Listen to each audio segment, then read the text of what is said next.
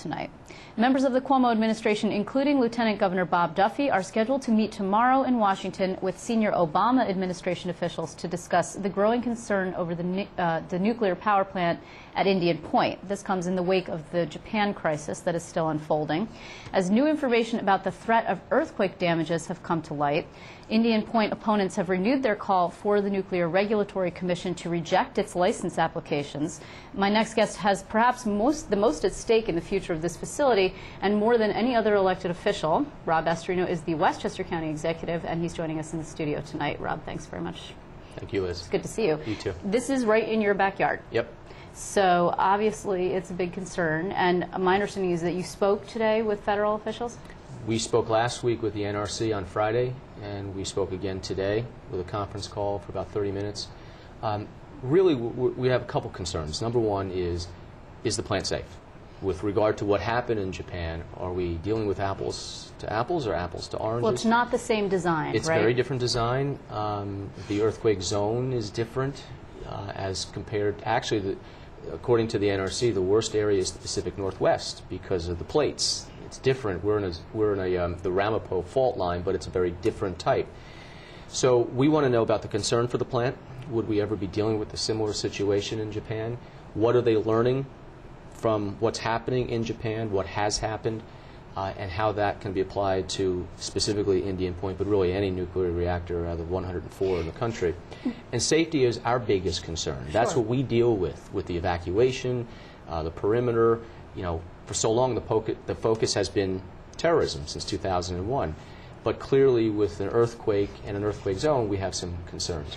You know, here's the problem, though. It's not so much, I mean, based on the new, the review that came out for the NRC in the last week and a half Yep. or so, it's not so much whether or not there is an earthquake of the magnitude at 9.0, is the core capable of withstanding whatever kind of earthquake comes by. And according to the NRC, this is at a very high risk. One of the reactors is at a very high risk. Well, the interesting thing, and the NRC has put out on their blog information that the information that MSNBC took from this, they extrapolated and came to their own conclusions. And the NRC says, wait a minute, that's not exactly what we're dealing with here.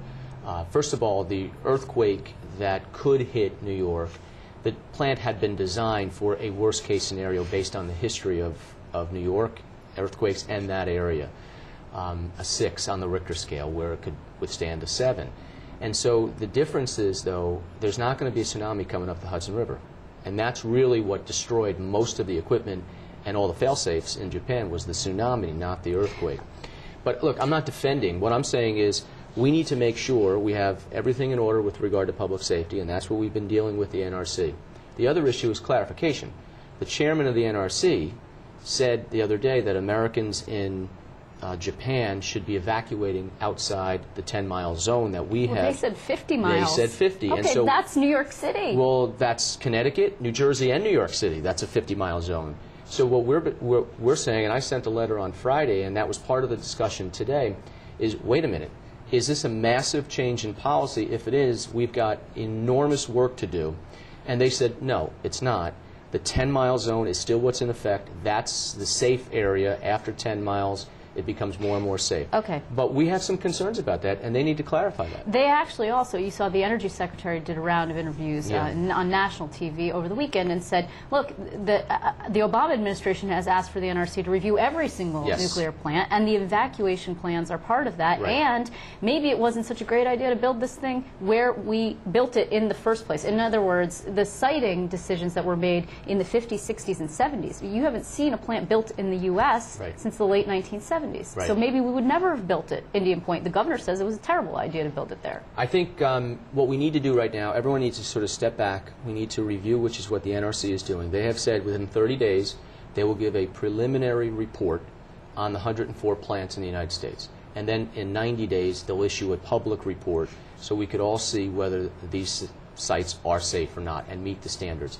And I think that'll go a long way in clarifying. I think we got to resist the knee-jerk reaction. Just close the plant. Everything's unsafe. We've got to stay away from that. We've got to say, wait a minute, is it safe today as we know it?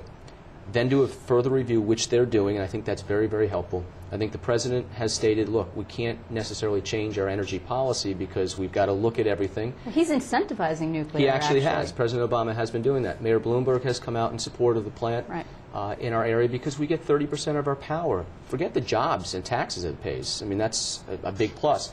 But the power, the energy we get from there, about 30% of the region relies on Indian Point. So we've got to step back, learn from what's going on in Japan, and take a measured approach. Do you think the governor has been appropriate in his comments that this relicensing request should not be fulfilled?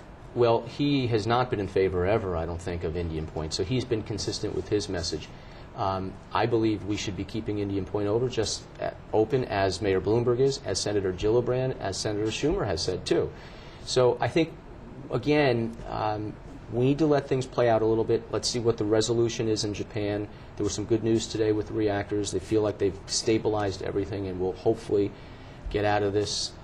But let's let everything happen in Japan that's supposed to happen and will happen, and then learn from that and see where we could apply it here in the U.S. This actually became this is not new to you, right? No. This argument has been an issue. It was an issue for your predecessor, who suggested actually that the county own the plant, take it over, condemn it through eminent domain, which would be $3 billion. Well, and replace it with a natural gas facility, which is a very expensive proposition. And then subsequently, he accused you of being too close to Entergy. Yeah. And you do have someone on your staff who used to work there. Well, the communications, he was in communications at Entergy. He had left the plant and went into New York City to private industry. And then I hired him to be my economic development director. He's got great background in that and marketing. He was on the Business Council in Westchester County. And actually, during this process of what's been happening in Japan, he's been very helpful because of his background in asking us to ask the right questions to the NRC that maybe we wouldn't have the knowledge to specifically ask. But the big thing we're asking about the NRC is clarify the 50-mile zone. Is this a change in policy or not? Today they've said it is not, but we need further clarification on that. Do you feel safe personally? I mean, I you do. have children. I would not live in this area if I didn't. The interesting thing is most of the people that live in the 10-mile zone, they're very much in favor of Indian Point. They really are.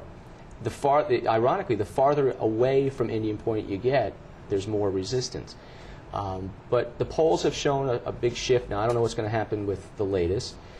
But I think people recognize, look, if you're going to close the plant, you need a viable alternative to replace that energy. That's true. Nobody has come up with a plan to do so. That's true. It's 2,000 plus, give or take, megawatts. It's a lot of energy. A lot. Do you generally support the idea of nuclear power, as is being incentivized by the Obama administration? I do. There's even been a congressman in this area who is proposing it. Some people in Messina are proposing it. Right. So this hasn't sort of soured you generally on energy. Look, life is about risks, okay? This is a low probability of something happening there at this kind of level, clearly.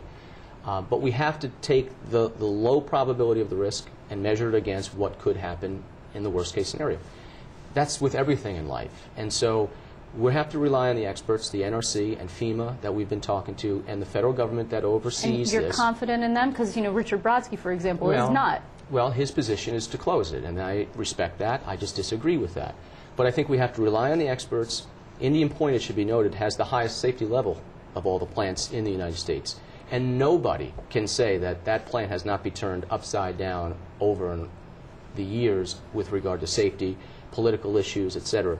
So I think it's withstood the scrutiny fairly well. We need the energy, we need the jobs, we need the taxes. We have to weigh all that against potential risk, and the probability is fairly low.